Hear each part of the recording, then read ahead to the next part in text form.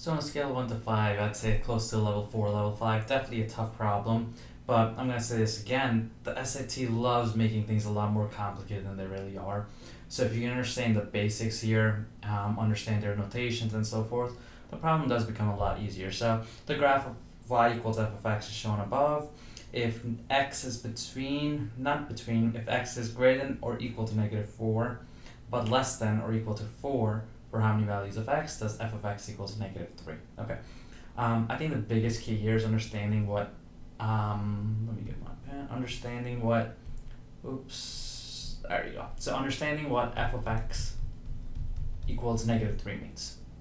If you've seen any of the videos before in this section, or maybe somewhere else also mentioned, f of x is really the same thing as y. So y equals negative 3 is what that's saying. So for how many values of x does y equal negative 3? Now think of it this way. If I were to graph the line y equals negative 3, how would that look like? So if I have my xy plane here, and I ask you to graph the line y equals negative 3, you know it'll be a horizontal line, something like that, at negative 3. That's what y equals negative 3 will be. So again, let's reiterate what the question is saying. It's saying, for how many values of x, these are my values of x, does y equal negative 3? Now let's bring the graph up. So I have this graph here.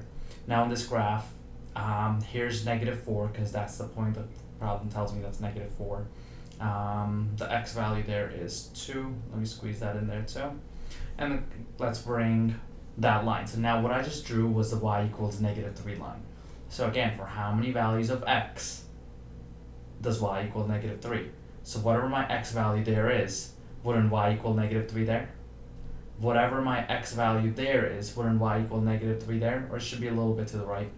And then whatever the x value there is, it would equal negative 3. So what does that tell me? At that point, and at that point are all places where the x values will equal negative 3, which will make my answer 3 points. So for 3 values of x, the y value will be negative 3.